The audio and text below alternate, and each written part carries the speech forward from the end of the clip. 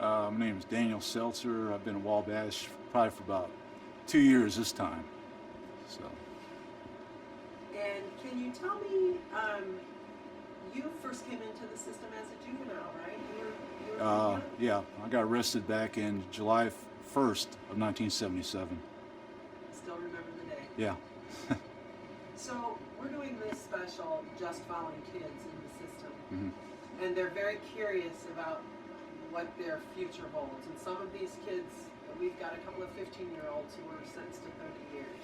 hmm And they're very curious about what the future holds for them with life in prison. What would you want to say about what the experience is like from a young kid all the way to an adult now? Well, things are a lot different than what they were back then. So, best thing for a person to do is try to get their education in now. Save some money when they get out, and it help in the long run. Just trying to stay out of trouble, not get caught up in any gang stuff or whatever. So what was it like when you came into the system as a juvenile? It's probably the best thing. It is rougher than what it is now. Right now, the DLC is kind of a kinder, gentler type thing, but prison should be a place that should be feared. And once kids are finding out, well, hey, they got a print shop here, they can, go and do this, go and play ball, and parents send them money for commissary, they got it made. They have a good time. So when they get out, there's nothing. They're not scared to come back here, So, it should be rough. It should be, back to the way it used to be. It should be a rougher place, where they're feared to come back. Were you scared as a juvenile when you came into the system? When I first came in, yeah, I was. I was pretty big back then, but it's like I said, it's not like it used to be. It's totally different. What would you want kids to know about what it's like to spend so much time behind bars?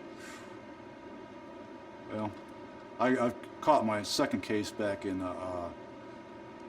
June 16th, 1983, and I haven't been out since. So it's pretty, it's not the place to be. It's not life. So you're just making it. You have hope. Someday that you'll get out. But, you're just making it. They're making a huge mistake. Do you look back to your time when you were in as a juvenile and think about what you would have done differently, or what could you kind of tell them about?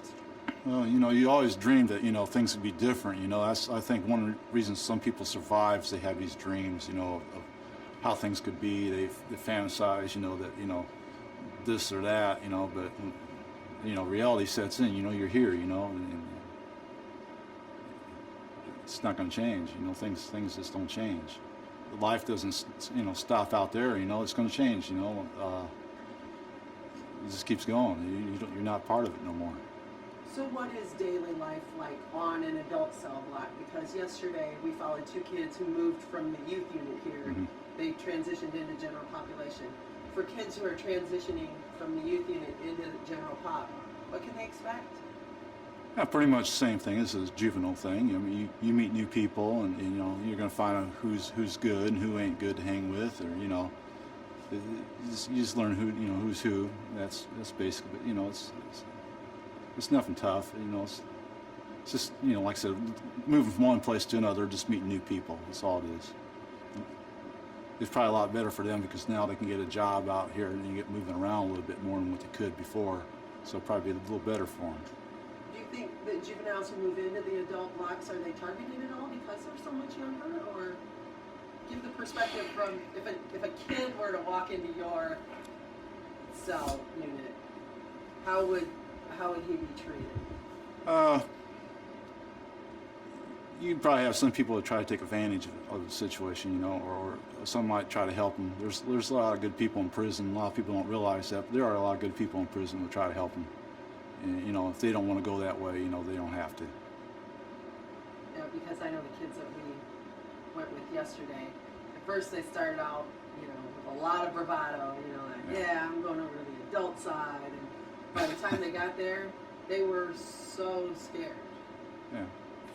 So we really saw a difference in their Well, everybody's scared of change. You never know what's going to happen. So it's that way with adults too. You don't know what's going to happen. You get moved to one penitentiary to another, you don't know what's going to happen. So you're kind of leery of who you're dealing with, and if they're coming at you with a game or something. So, Do you feel like your whole mindset changes once you're in prison? Do you have to kind of adopt a different mindset of how to live? For me, I think maybe it was better that I didn't have nobody out there at first. A lot of people have problems because they're dealing with their family outside, and they're worried about their kids or their wife, and their wife ends up getting divorced, and so yeah, there's and that bothers them because they can't do nothing. They're here, they're stuck here. They can't deal with it. So it probably helped me in the long run that I didn't have nothing. So you didn't have anyone coming to visit you, or? No. Was it hard? No, not really. I mean, like I said, I didn't have to deal with that out there and in here, and in some ways it bothers you. There's nobody out there, but this is part of your life now. We have a lot of kids who have been here for quite a while. Some kids, have been here 8 months, a year, and haven't had a single visit. And I just found that sad. I felt bad for them. It's just because they're so young.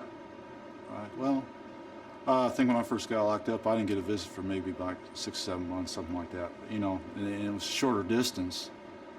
But like I said, life goes on out there, and they have other things to do. But they don't realize. Some people, a lot of kids are in here stealing because they didn't have nothing. And for their parents to be able to come here, it's a big thing. It's a big thing. We have a couple of kids who are in on, they got 30-year sentences for murder, and I think that people read newspaper stories and they envision monsters. What we're trying to show with this project is these are kids who obviously have made some serious mistakes. Maybe they didn't intend to, but that's what happened. What would you want to tell people who are out there who think that kids who get into these situations are nothing but monsters? Well, I think a lot of times when they look at a murder, they only look at the person who's committed it, but they don't look what actually caused the murder, and they don't think about that. They don't think when you go to court, it's always he was such a nice and loving individual, but they don't look at the other side of the guy. They don't present that. The prosecution don't present because that ruined their case, and so they always try to make you look worse than what you are, but they don't present the true thing, what caused it, what actually drove a guy to murder. Because like I said, there's a lot of guys in here that they're in for murder. I know a couple people at Pendleton that are in for 4 murders, and they're the nicest people you would ever meet. You wouldn't think it, and it's just something stupid they did. And one of them was he committed his youth when he committed it. And it's a big thing, St. Valentine's Day massacre. It happened around here, and like I said, they're the nicest guys you would ever meet. But they was something stupid they did, and they were underused, doing drugs and stuff, and they did something stupid. Is adult prison the place for kids? And you can answer that just by saying adult prison is not the place. Wow. I don't think it should be. I don't, maybe you should keep them as juvenile, until they get a certain age, or have a certain prison for them, just for that. Like I said, if they're just doing a short time, I think, it'd be good for them to be here, so like I said, to be scared. What's, last question, what would you want to say to kids out there who are teetering on the brink, maybe getting into a lot of trouble, haven't come to a place like this yet, but there's maybe a fear that they might, what would you want them to know? Wow. There's always, people to listen out to, people out there. I've learned that after I've gotten in trouble, several teachers have come and talked to me that I never knew, that. And there's a lot of people who talk, listen, if you're having problems. They didn't have, a lot of things that are out there now that when I was arrested back then, where I could have got help. Tell them to seek out help. Yeah. Is there anything you want people to know about you and how you're doing and kind of what your life has been like? Well, I'm still fighting my case. I'm not giving up. I'll eventually end up proving my innocence. But, I'm still kicking. Do you dream about the day you'll walk out of these prison doors? Oh, all the time. Is it All the okay to time. say, I dream about the day? Yeah, I dream. Say, I dream about the day I walk out of these doors. Oh, I dream about the day I walk out these doors.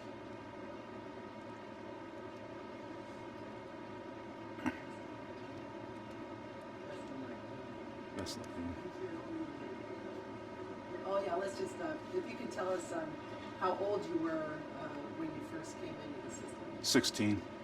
I'm 16 years old. It was my first offense. And it was actually arrest for armed robbery. I actually stuck a gun in a guy's face that owed me money. And the same judge that awarded me the civil case against him gave me my time. So he wasn't too happy. So how much time did it give you as a 16-year-old? 10 years. That's first offense. That was the first time you ever got into the system? Yeah. Well, I had a trespassing once. Yeah. That was it. Do you remember being 16? Do you remember back then being a kid? When I look at the kids who were filming, can you remember all that? Some of it. Some of it. It's been a while. Kevin, if you could just give us your name and tell us where you are and how long you've been here. Kevin Henry in Wabash Valley. I've been here 6 years. So we were just talking to your cellie, Mitch, and we were talking about the idea that this is a show that we're doing with kids who have been sentenced to long prison sentences at very young ages.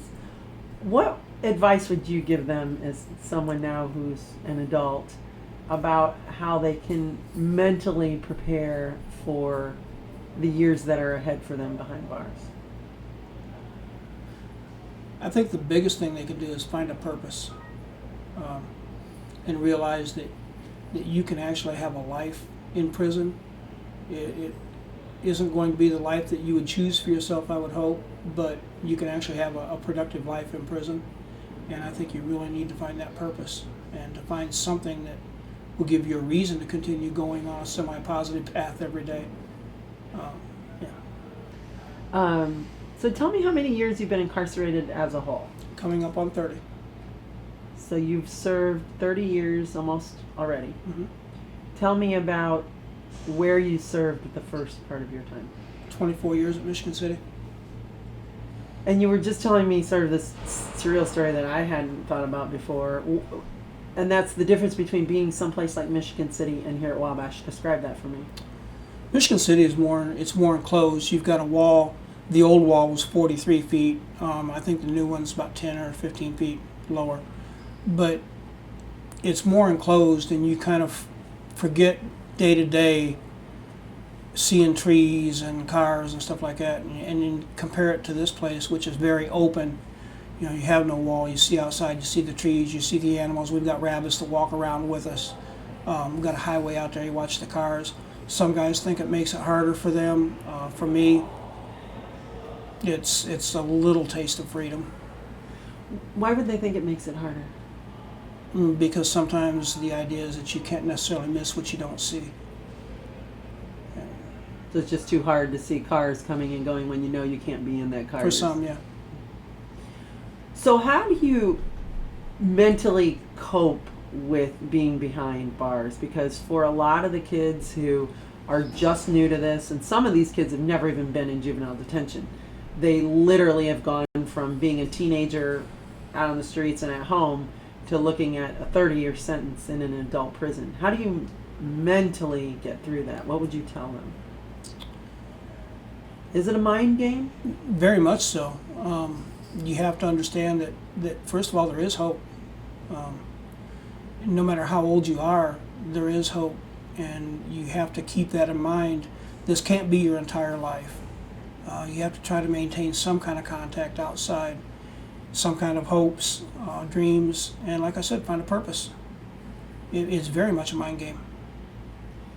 Do people on the outside tend to forget about you once you're inside? Tell me about that. A lot phenomenon. of times, especially especially the people you call your friends. You find out when you get locked up who your friends really are, because it doesn't take long for them to realize that, okay, they're outside, their life goes on. It's not their fault that yours hasn't, and they got to go about their daily lives and go about their business. You know, I've been a little bit fortunate in that my family's still hanging around. I lost both my parents, but you know, I've got a 33-year-old daughter, and I've got grandkids. I've got a fantastic wife. But yeah, for a lot of people, and especially friends tend to go away. Especially, I would imagine, when you're a teenager and something like this happens to you when you're a teenager, and suddenly your name and your picture is plastered all over the paper. Would imagine there aren't too many parents out there who would want their teenagers staying associated with a young kid who's now locked up in an adult prison. Probably not, and I know it was hard on my ex-wife. It was hard at times on my daughter growing up, you know, because her father was associated with, you know, being the one in prison and all that. There were times she actually got into physical fights about it. On one hand, I was kind of proud of her because she stood up for Dad, but on the other hand, it was really sad that she had to do that. How old were you when you first came in? 22. We're following a boy who was here at the Wabash Youth Unit, who was then transferred to Plainfield, and he has a young son. He's now 18. He was locked up when he was 17. He does not have a long prison sentence. He has about 4 more years to serve. But what would you tell him about being a young dad in prison when he has a little one at home, and what that means for family life? He better realize what's important, and realize that that little boy is going to look up to his father, and he's going to want to do everything his dad did. We even saw it with my daughter. She wanted to do everything Dad did, and that unfortunately included some of the bad stuff too. And so she went through her periods too. And he needs to realize that a little boy is going to look up to his dad and want to follow in his footsteps. And he needs to get it right now before he's like the guy that we just interviewed for the Plus program a couple weeks ago, that he's on one side of the institution, his son's over here, and he's got another son in another institution. And that's How no does way. that happen? But it has to stop. Someone's got to stop it. What would you say about juvenile crime? I don't know. We've seen it grow so much worse from when I was a kid, and the violence factor has escalated so much. And I think a lot of it is our fault, and by our, I'm talking about those of us that are wearing this and in prison, because we weren't there for those kids. We weren't out there to help raise them. And this is what they've had to model themselves after. Do you think that some of them almost glamorize prison life? They think they know what it's like. Yeah. Talk to me about that. What? I think a lot of kids think that this is where you get your credibility. They think this is what makes you cool and all that. This is not cool. There's nothing about living in a bathroom in a closet with another man that's cool. You know, and that's what this amounts to. This amounts to the size of a lot of people's closets. You know, there's nothing cool about this.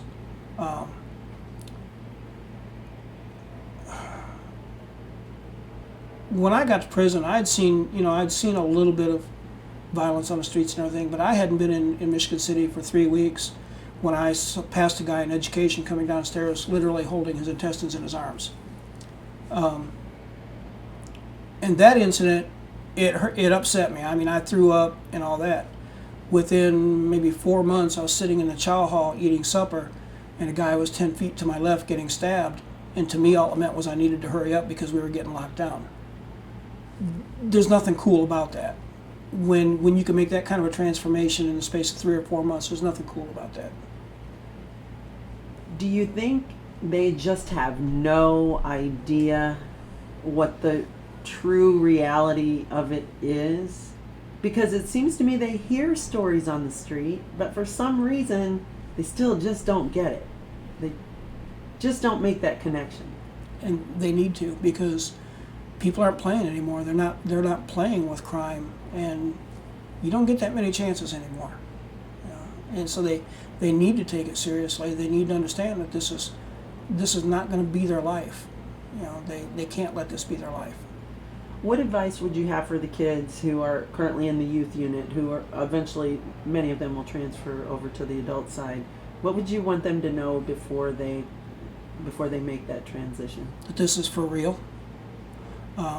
Sometimes people talk about how the other prisons are a little harder and more dangerous and all that than Wabash is, and maybe to some extent that's true, but violence and life-ending violence can happen anywhere, and it can and does happen.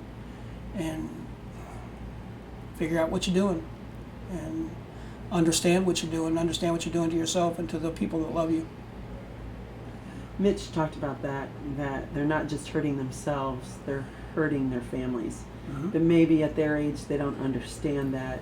You guys have, had the wisdom now that with age to understand the repercussions. My mother passed away in 2005. I got locked up in December of '81. So for all those years, the only time she saw her son was in prison. And after either 2 or 3 or 4 hours, somebody was telling her that she had to go out one door and her son had to go out another door. That ought to tell you what you're doing to your parents. Or your brother and sister that are counting on you, or were counting on you to help protect them and show them the way to grow up, but you're in prison, so you can't. There's a lot of pain involved. Pain that a lot of times doesn't get spoken about. My mother never talked about how bad it hurt her, but it doesn't take a rocket scientist to figure it out either. So I think that's an important point for these kids to understand that while you might be young now, if you just got sentenced to 30 years, which many of our kids have, Mm-hmm. You're 15 now, your parents are going to go through a lot, and you eventually might not even be alive by the time they get out. A lot can happen. My parents died within 13 months of each other. And in that time frame, I also lost a couple of close friends. And I mean, that's really hard to deal with when you're locked up and you lose that many people back to back. But my parents never thought that they would never see me free again. They always thought they'd see me outside. Yeah, I mean, that's hard. How many more years do you have? If the state has their way, 15. We're negotiating. Well, actually, I'm negotiating. They're not. We're working on it. What would you say is the hardest thing about being locked up? If you could tell these kids the hardest thing about being locked up, what would it be? Looking back now, realizing how much I could have done, education became important to me after I came to prison, and I fell in love with education, and I realize now what I could have done with it had I done it at the time that I was supposed to, and realizing what you could have done with your life, and that now it's a little late. Say I do another 5 years and I'm 57 years old when I get out. How many employers are knocking down the door to hire a 57-year-old person, no matter what your experience is, let alone add up the fact that you've done 35 years in prison? It's a hard realization. I think it's interesting you bring up that you fell in love with education here.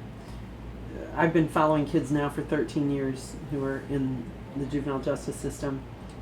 And for the life of me, I can't get them to understand, stay in school. Trust me, you might hate it, but trust me, you'll eventually get it.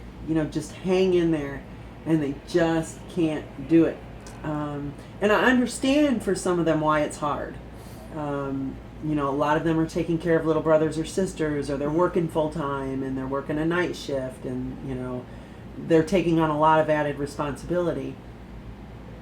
But what would you say to them about, trust me, I've been there, stay in school? Man. One of the saddest things that's happened recently is the cutting of funding for college. I understand they're going to vocational classes for job training and all that. But to me, college is not about job training. College is about critical thinking skills and learning to think on your own, solve problems, and that just got taken away. But you can supplement it yourself. Get, whatever training, whatever schooling they're trying to give you, take it. It's going to help you in the long run. It truly is. It's not about just job skills. It's about learning to think for yourself. It's about learning to make decisions and understand what you're doing and what the consequences are. And once you understand that every decision you make has consequences, your life becomes a little bit different. Should the kids who are getting ready to transition from the youth units into the adult units, do you think that they should have a level of fear about making that move or that transition, or what should they know? I don't know about fear, understanding and respect for what they're getting ready to do. It's going to be a difficult transition, and don't come out and try to play the tough role. All the tough guys are dead.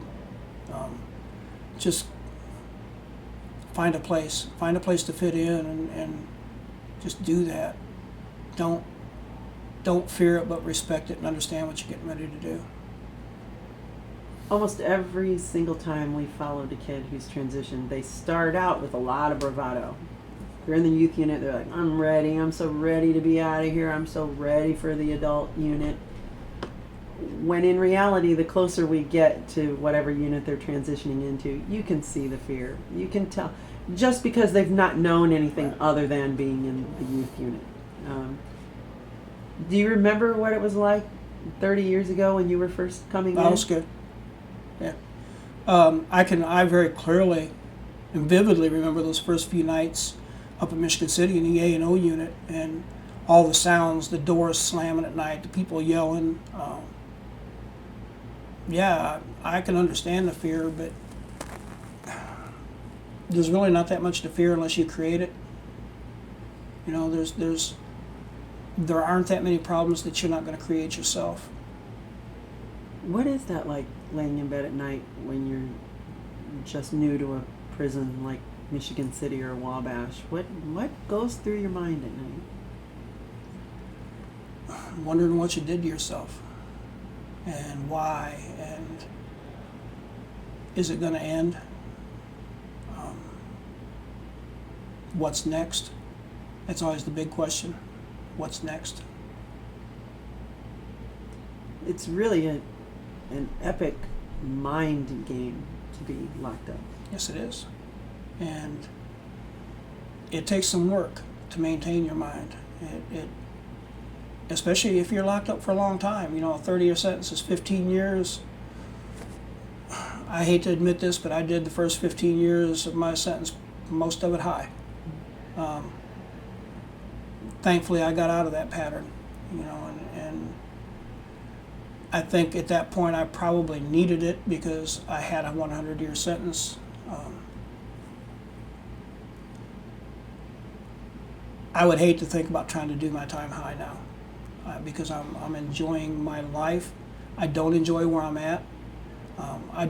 Please don't even misunderstand that. I don't enjoy prison by any means, but I enjoy where I'm at with my life. And I just received a letter the other night, someone telling me that when I first started writing, my handwriting was real tight, and anyone that studied handwriting, they understood that I was ready to blow at any given time, and that my handwriting's completely changed. I found kind of not peace, but a place.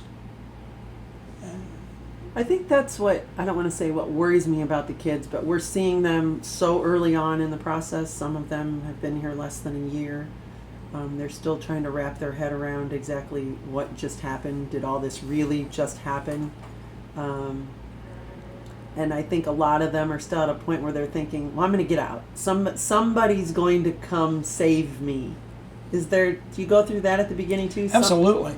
Especially for those of us that were in trouble quite a bit as kids, and we got rescued quite a bit. And you know, now I look back this far down the road and think, I wish they hadn't rescued me so many times. I wish they had let me sit. Yeah. Do you think too that a lot of kids just don't understand that they can actually end up in the adult system? Because a lot of times they'll say to us, I had no clue it could end up like this. I thought I was a juvenile and I would always stay in the juvenile system. You know what? That could have been an excuse at one time, but in the last several years, I don't think any kid should think that, because look how young, they are these days coming in. Now they should never think that these days. Do you think it's right for the system to sentence kids to the adult system, or should all kids be kept in juvenile? I think it's good that I don't have to make that decision.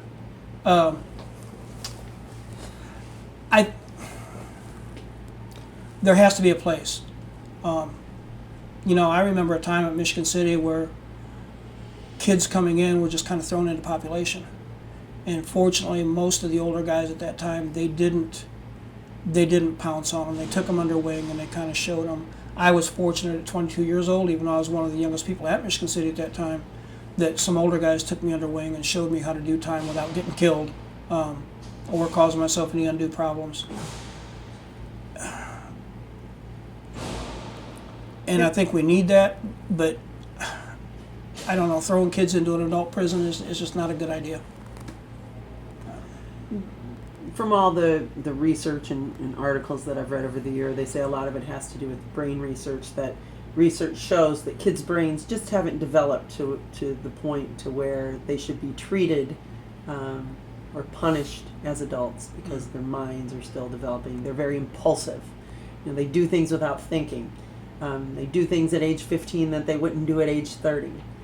And you certainly seem at your age to have, I'm sure you're a lot different now than you were when you were 15 or 18. I was one of those that did things, and you just did whatever was necessary at the time to get whatever it is you needed or wanted at the time, and you worry about the consequences later. The older you get, the more you start realizing that's just not a good plan at all. You need to understand what you're doing before you do it. And I can definitely see a difference between the way that I thought when I was even 22 and the way that I think now. Yeah. You wish you could just impart all that wisdom on these kids before they get in trouble in the first place. Yeah, but I remember older people sitting around talking to me and telling me that they made these mistakes and I was making the same mistakes and all that. And I thought I knew it all and that I was going to do it differently. And guess what? Not so much. One of the things one kid told me that I hadn't thought about before was, he said, people are afraid of me now. I'm a prisoner and people are literally afraid of me now. Does that kind of follow you the longer you, somebody might even say to me, oh my gosh, weren't you afraid to be in that cell with him? He's serving a 100-year sentence. And I never look at it that way. But he recognized that there were friends who were afraid of him now. Mm-hmm. That is part of it, isn't it? Absolutely. And, even once you get out, people are going to be looking at you differently. Those that knew where you were at, they're going to be looking at you differently. First of all, they're going to be waiting for you to screw up again. Secondly, they're going to be wondering, okay, now I know that he had to do things to defend himself in prison and all that. Is he going to resort to that out here? Yeah, it definitely follows you and it stays with you. I've been locked up this long and I still get it. In fact, someone that I work with, a volunteer that I work with, was told not too long ago by someone in the administration, now be careful because he is still a very dangerous person. You know what? No, I'm not. But that's okay. I understand that. I earned that the hard way, by being locked up for 30 years, by having this sentence. So, okay, I deserve that. I'll take it. And you also, just like anybody on the outs, you mature. Absolutely. We all do. Mm-hmm. Well, we hope we do. Right. Some better than others, but. So what would your final piece of advice be for two different groups? One, kids who are, if there are kids watching this who, haven't served any time yet, but they're out there and they're, getting into some trouble, who think something like this is never going to happen to them. And what would your advice be for the kids who now are 15 years old staring down a 30-year sentence, who still have a ways to go? To those that haven't entered the system yet, don't. This is not a life. This is not what you should be thinking about. There's nothing out there that's worth doing this to yourself over. There's no amount of money out there worth this. I don't care how hard you have to work. I would trade anything to be able to go back and do this again and just make that one decision with knowing what I know now. You know, and stay out there. I remember one time my sister asked me, or my mom asked me why I couldn't be more like my sister and brother-in-law. And why lead a boring life like they do? They work all day, they come home, they don't ever go anywhere. They every now and then on the weekends they get together with friends and play cards. Do you know how much I would love to do that these days? Yeah. So yeah, don't come into the system. For those who are already here, get your head out of where it's at and figure out what it is you need to do to get your life back on track. Get your education, work on whatever you can work on to get yourself out of here and stay away from this. This is not the kind of life you need to be thinking about. You know, it's too late for some of us to go back, and you can't turn back the clock. You can't put the bullet back in the gun. It just doesn't work. I don't know what else I can tell them other than just don't.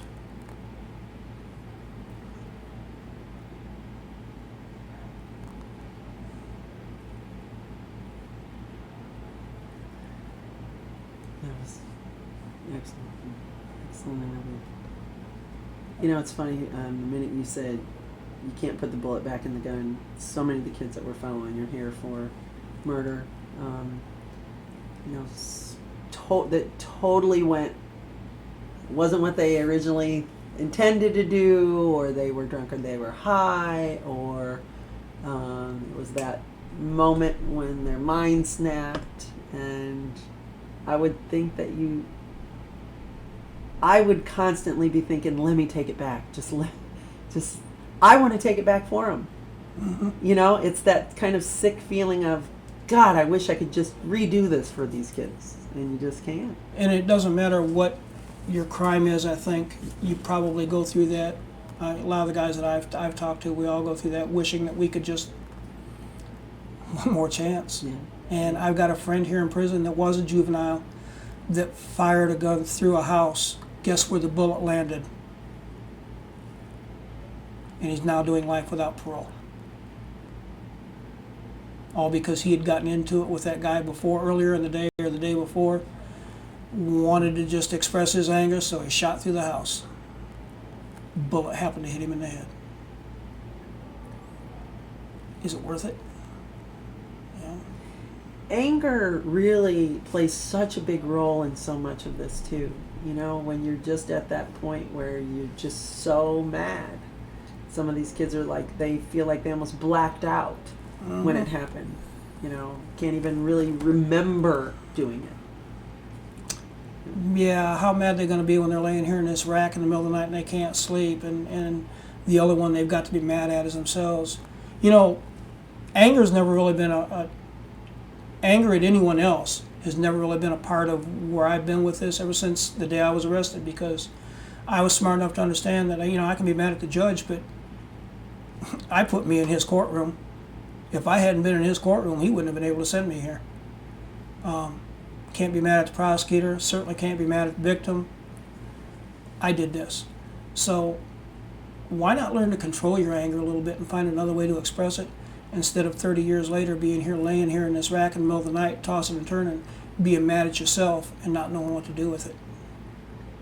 This will probably sound like a really stupid question, but now that you bring this up, I mean, do you remember sleeping in a normal bed, and remember just getting up in the morning and going to the refrigerator and getting what you wanted, and all the things you take for granted? People ask a lot of times, what do you miss the most about the streets? I remember laying in the bed one night with the window open. It was in the middle of summer. It had just rained, and we lived on a busy street. The sound of car tires on wet pavement. I know it's stupid, but the sound of car tires on wet pavement. Yeah, I definitely remember what it's like to sleep in a real bed. And one of the things that I'm looking forward to is being able to, at 2:30 in the morning, get up out of the bed, walk out the backyard and smoke a cigarette if I want, without having to check them and make sure that I'm not violating a rule or something. Or go to the refrigerator and get something to drink. Yeah, absolutely. Or paying a bill, you know, with something other than commissary. You know, yeah, just stupid little stuff that you remember and you really miss. Because more than half your life has been spent in Yeah. something. Yeah. I think it's amazing, and we'll give these kids hope that you still have hope. Because if you can serve 30 years and still have hope and come away with this with your mindset, then maybe that will show them If you don't have hope, it's over with. You know, if I didn't have some hope, that would be it. I don't know what would come after that, but to me, as long as there's life, there's a little bit of hope, and vice versa. I mean, there has to be. You know, is getting out of here at 67 years old something I want to do? Really? Can we even ask that question? You know, I'd like to get out of here today, and I know exactly what I would do with my life, but you've got to hang on to that hope.